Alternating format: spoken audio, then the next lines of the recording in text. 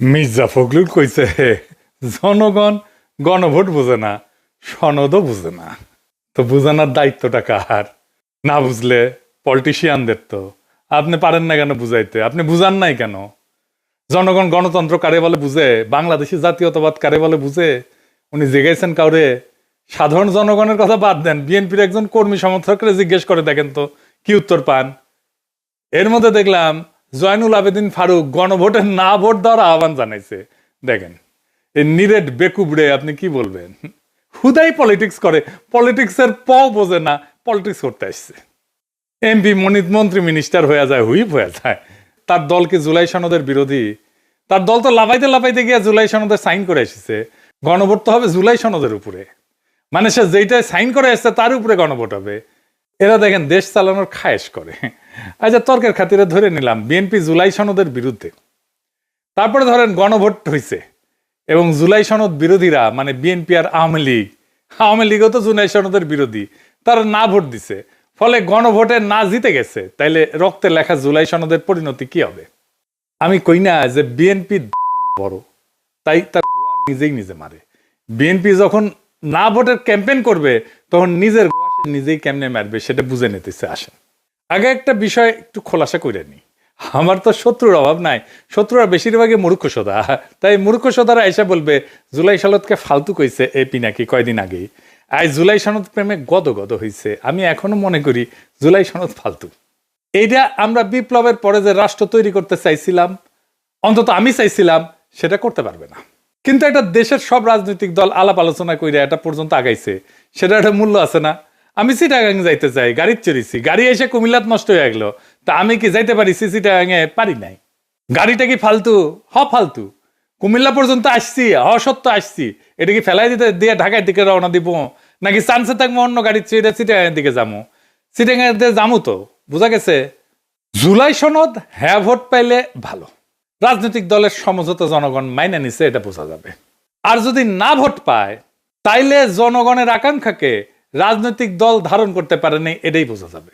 বিষয়টা একটু জটিল মনে হইতেছে, আমরা একটু গভীরে গিয়ে আলাপ করব। আসেন আল্লাহর নামে শুরু করি। অনেক এখন কইতেছে গণভোটে না জয়ী হইলে আমরা কি 2024-এর 5ই আগস্টের আগে ফিরে যাব? না, যাব না। কেন যাব না সেটা বুঝতে হইলে একটা গভীর দার্শনিক আলাপে প্রবেশ করতে হবে। আবার ডরেন না, চেলচেলায় বুঝা যাবেন। এই বিষয়গুলো বোঝা দরকার আছে সবার। এটা না বুঝলে রাজনৈতিক দলগুলো সবসময় মাথায় কাঁঠাল ভেঙে খাবে আর ধুনফুন বুঝাবে, ওরা নিজেরাই বুঝে না। তো ইতিহাসকে, রাজনীতিকে, ঘটনাকে ব্যাখ্যা করতে শিখবেন, তাইলে মজা লাগবে। এরপরে কখনো পিনাকির ভিডিও যদি নাও আসে তাইলে নিজে নিজে পথ চিনে নিতে পারবেন। এটাতেই বুঝবেন কেন হাসিনা বা আওয়ামী লীগের প্রত্যাবর্তন আর সম্ভব না। এই দার্শনিক আলোচনায় বুঝবেন কেন বাংলাদেশ আর কখনো পাকিস্তান হবে না, এটাও বুঝবেন। কেন বাংলাদেশকে আর কখনো পদানত করতে পারবে না ইন্ডিয়া, এটাও বুঝবেন। আসেন এই আলাপে ঢুকি। 2024 বলেন, 1971 বলেন, বা ফরাসি বিপ্লব বলেন, এগুলো বুঝতে হলে আমাদের একজন ফরাসি দার্শনিক আলাবাদিউরের শরণাপন্ন হইতে হবে, নাইলে আমরা কখনো 2024 বুঝবো না। আর সারাক্ষণ আতঙ্কে থাকবো এই হাসিনা বোধহয় চট করে ঢুকে গেল, আবার ফেসিবাদ ফিরে আসলো নাকি। উনি জন্ম নিয়েছিলেন 1937 সালে, আমার চাইতে 30 বছরের বড়। একজন ফরাসি দার্শনিক, সাহিত্যিক, নাট্যকার, রাজনৈতিক চিন্তাবিদ, একসাথে মেলা কিছু, একই অঙ্গে অনেক রূপ। এলাবাদিও জনগণের জীবনের সেই মুহূর্তগুলোকে বুঝতে চান, বোঝাইতে চান যেখানে পুরনো নিয়ম ভেঙে পড়ে এবং নতুন সত্য জন্ম নেয়। আমাদের জন্য খুবই প্রাসঙ্গিক। তিনি মনে করেন সত্য নির্দিষ্ট ঘটনার মাধ্যমে প্রকাশিত হয় এবং মানুষ সেই সত্যের মাধ্যমে নতুন পরিচয় তৈরি করে। তার মূল দার্শনিক অবদানগুলোর মধ্যে একটা হইতেছে ইভেন্ট থিওরি। এরই ওনার সবচেয়ে বড় অবদান।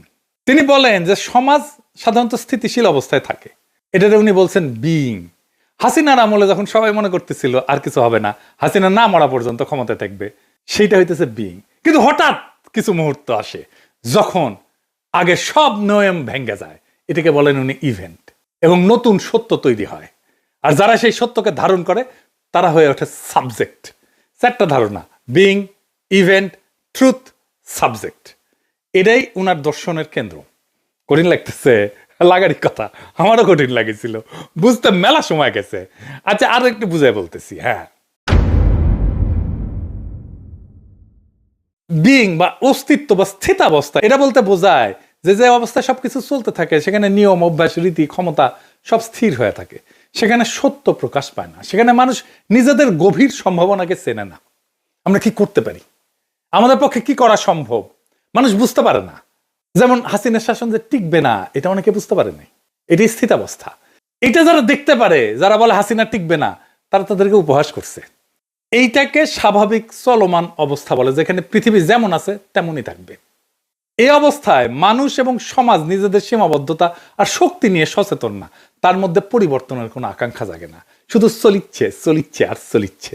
তার মানে বিইং হইতেছে স্থির, অভ্যস্ত, নিয়ম মাফিক অস্তিত্ব। এখন অনেকে কয় না যে পিনাকি দেশটাকে অস্থিতিশীল রাখতে চায়, এরা হইতেছে সেই স্থিতাবস্থার ফুট সোলজার, যারা চায় বাংলাদেশ আগে যেমন ছিল সেরকমই থাকুক। 2 নম্বরে হইতেছে ইভেন্ট বা বিচ্ছেদ মুহূর্ত। ইভেন্ট হইল যেই মুহূর্ত স্বাভাবিক অবস্থার ভিত ফাটায় চুরমার কইরা দেয়। এই বিইং বা স্বাভাবিক অবস্থা, স্থিতাবস্থা, এটা ভিত একেবারে চুরমার কইরা দেয়, ওইটাকে ভেঙে নতুন সম্ভাবনার দ্বার খুলে দেয়, যার আগমনটা আগের নিয়ম দিয়ে ব্যাখ্যা করা যায় না, যা হঠাৎ সত্যের আবির্ভাব ঘটায়।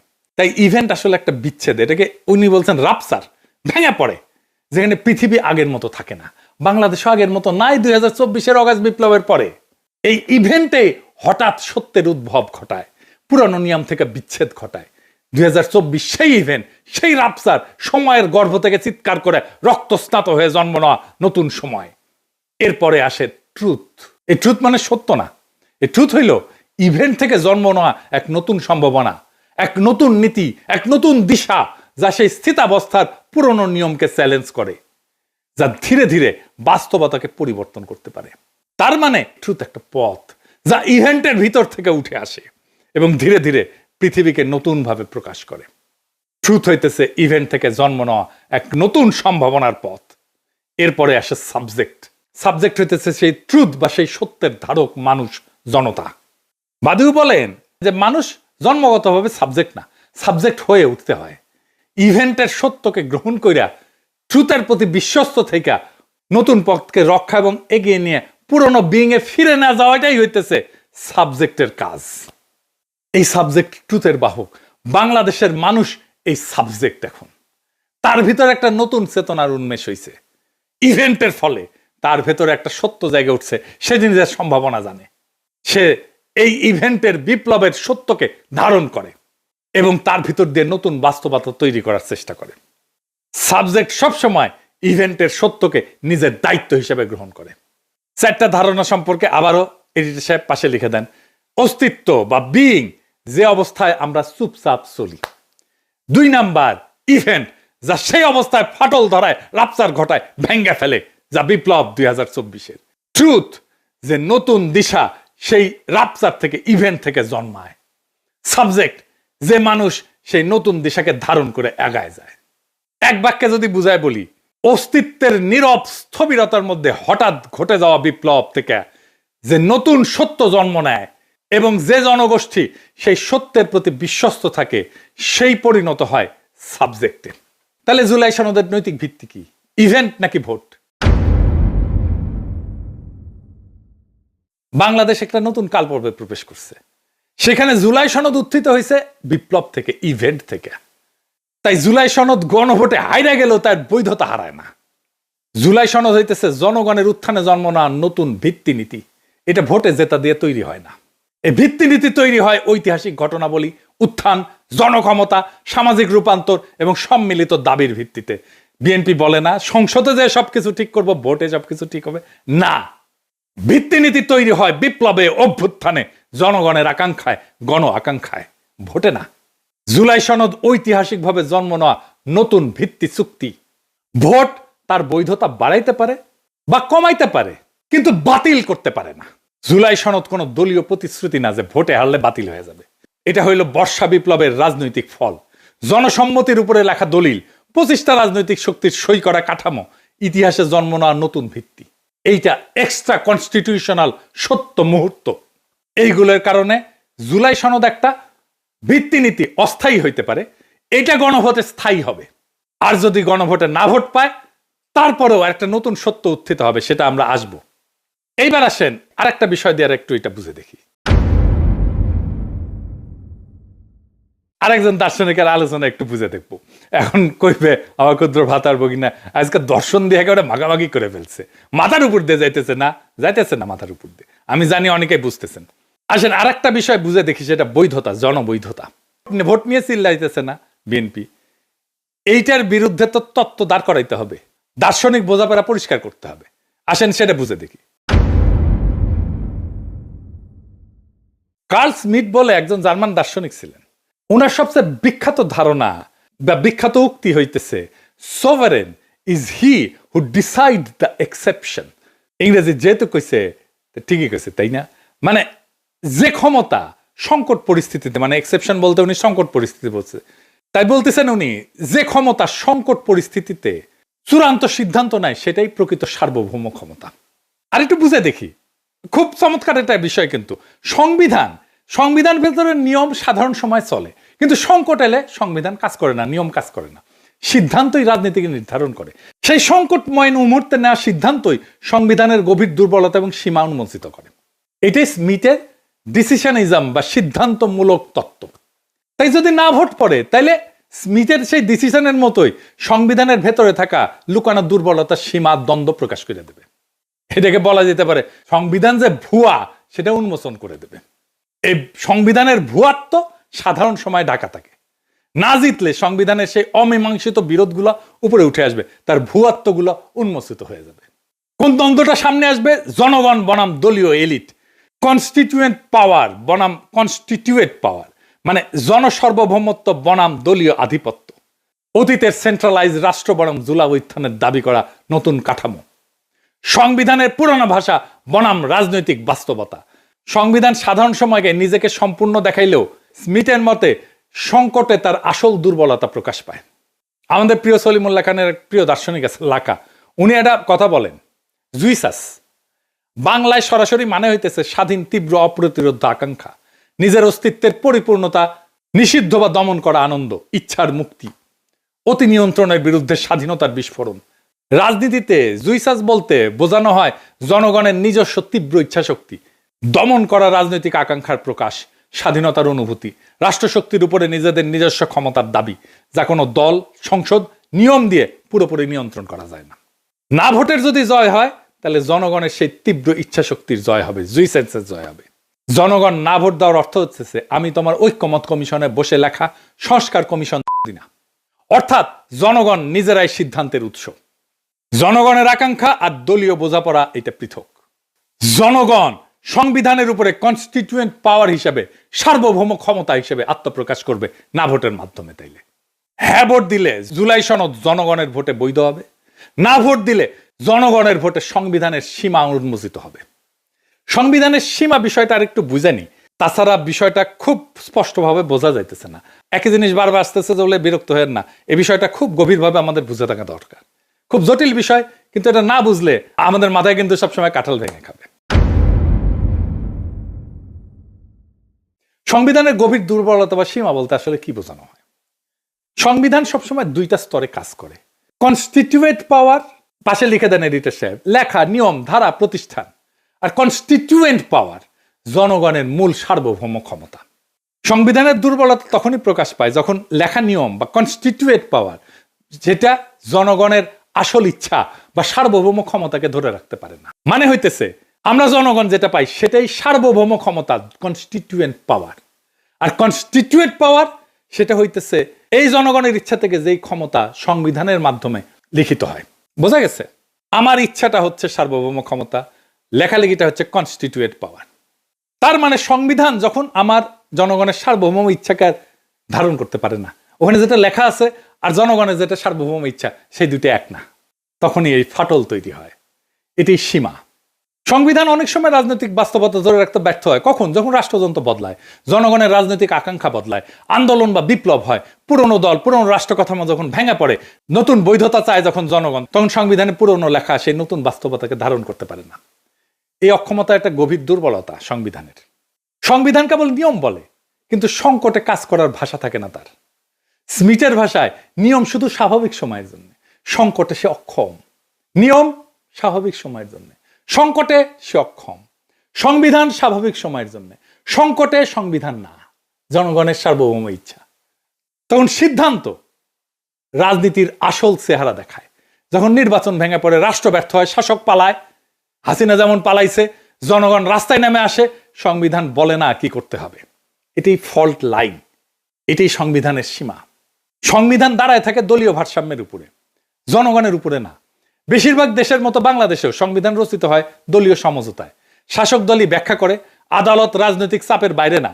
ফলে সংকট আসলে দলীয় স্বার্থে আগে আসে, জনগণ সার্বভৌমত্ব আগে আসে না। এটাই সংবিধানের সীমা। সংবিধান নিজেকে পরিবর্তন করার ক্ষমতা নিজেই আটকায় দেয়। সংবিধানের সবচেয়ে বড় দুর্বলতা হলো নিজেকে পরিবর্তন করতে একই রাজনৈতিক শক্তির অনুমতি লাগে। যদি সংসদ দখলে থাকে, দলগুলো ক্ষমতা নির্ভর হয়, তাহলে সংবিধান বদলানো যায় না, রাষ্ট্র ভেঙে পড়লেও বদলানো যায় না। তাই আমরা পারতেছি না এখন সংবিধান বদলাইতে, কারণ সংবিধানই বলে যে সংখ্যাগরিষ্ঠতার মতামত লাগবে সংবিধান বদলাইতে। এটি স্ট্রাকচারাল উইকনেস। সংবিধান জনগণের সার্বভৌমত্বকে ইনস্টিটিউশনালাইজ করতে পারে না। সংবিধান ধরে নেয় যে জনগণ 5 বছরে একবার ভোট দেবে, বাকি সময় রাষ্ট্রই জনগণের প্রতিনিধি। জনগণ পরোক্ষভাবে সার্বভৌম, কিন্তু জুলাই উত্থানের মতো পরিস্থিতিতে জনগণ সরাসরি ক্ষমতা প্রয়োগ করছে। দলীয় কাঠামো ভেঙে গেছে, বিদ্যমান নিয়ম আর যথেষ্ট থাকে না। সংবিধান এই সরাসরি সার্বভৌমত্বকে ধারণ করতে পারে না। এটাই সংবিধানের ডিপ লিমিট, সব দেশের, শুধু আমাদের দেশের না। সেজন্য আমরা সংবিধানের বদল চাইছিলাম, নতুন সংবিধান চাইছিলাম। সংবিধান রাষ্ট্রযন্ত্রের শক্তির সামনে দুর্বল। সংবিধানে লেখা থাকে নাগরিক অধিকার, আইনের শাসন, স্বাধীন নির্বাচন। হয়েছে? সংবিধান তো ছিল, হাসিনারা বলে হয়েছে, হয় নাই। বাস্তবে সেনাবাহিনী, ব্যুরোক্রেসি, গোয়েন্দা সংস্থা, পুলিশ, আদালত, দলীয় আধিপত্য, এগুলো লিখিত সংবিধানের উপরে উঠে যায়। সংবিধান তখন একটা কাগজ হয়ে যায়, রাষ্ট্রযন্ত্রের সামনে দুর্বল। সংবিধান তো আমাদের অধিকারকে রক্ষা করতে পারেনি, সংবিধান তো ফ্যাসিবাদকে আটকাইতে পারেনি। তাই বর্ষা বিপ্লবের মধ্যে দিয়ে নতুন যে গণচুক্তি হয়েছে, সেটা স্বীকৃতি দিতে পারে না। এই জন্যই জনগণকে নতুন চুক্তি লিখতে হয়, নতুন সংবিধান লিখতে হয়। এটাই কনস্টিটিউয়েন্ট পাওয়ার। তাই গণভোটে যদি হ্যাঁ পড়ে, মানে জনগণ সনদের প্রস্তাবগুলো সরাসরি অনুমোদন করছে, এটা সনদের পপুলার ম্যান্ডেট তৈরি করবে। সনদ তখন মুভমেন্ট ডকুমেন্ট থেকে জন অনুমোদিত একটা রোড ম্যাপে পরিণত হবে। দলগুলোর উপরে সনদ বাস্তবায়নের নৈতিক রাজনৈতিক বাধ্যবাধকতা তৈরি হবে। সনদ তখন ভবিষ্যৎ সংবিধান সংশোধনের একটা ঐক্যমতের একটা ভিত্তি হয়ে দাঁড়াবে। এডিটর সাহেব লিখে দেন, হ্যাঁ ভোট সনদকে বৈধ এবং জনপ্রতিনিধিত্বমূলক দলিল হিসাবে গ্রহণ করবে। আর না হইলে জনগণের কনস্টিটিউয়েন্ট পাওয়ার প্রকাশ হবে, যেটা সবচেয়ে গুরুত্বপূর্ণ। না জেতা মানে সনদ বাতিল না। জনগণ বলছে আমি সার্বভৌম, আমি ঠিক করব। আমরা কাগজ তৈরি করিনি, আমরা চাই নিজেরাই ভবিষ্যতের নিয়ম নির্ধারণ করতে। জনগণ বলছে দলীয় প্যাকেজ না, আমরা নিজেরাই সংবিধানের ভিত্তি চুক্তি লিখব। এটাই হইল কনস্টিটিউয়েন্ট পাওয়ারের ঘোষণা, যেই ক্ষমতা দিয়া নতুন সংবিধান লেখা হয়। না মানে জনগণ বিদ্যমান সনদকে ছাড়াই যায় নিজেদের হাতে সংবিধান রচনার কাজ হাতে নিতে চায়। তাই হ্যাঁ হোক বা না হোক, কোনো ফলই এই জাতিকে হাসিনার ফ্যাসিবাদের পুরনো অন্ধকারে ফেরত নিয়ে যাবে না। কারণ এই গণভোট দলীয় স্বার্থের খেলা না, এটা জনগণের সার্বভৌম ক্ষমতার ঘোষণা। হ্যাঁ জিতলে সনদ পাবে বৈধতা, আর না জিতলে বোঝা যাবে বাংলার মানুষ দলীয় স্ক্রিপ্ট মানে না। তারা নিজেরাই নিজেদের ভবিষ্যৎ এবং সংবিধান লেখার দায়িত্ব নিতে চায়। গণভোটের ফল যাই হোক, এটা একটাই সত্য প্রকাশ করে, রাষ্ট্র আর দলের না, জনগণের। এটাই বর্ষা বিপ্লবের বিজয়, এটাই ছাত্র জনতার বিপ্লবের বিজয়, এটাই 2024-এর বিপ্লবের বিজয়। ইনকিলাব জিন্দাবাদ।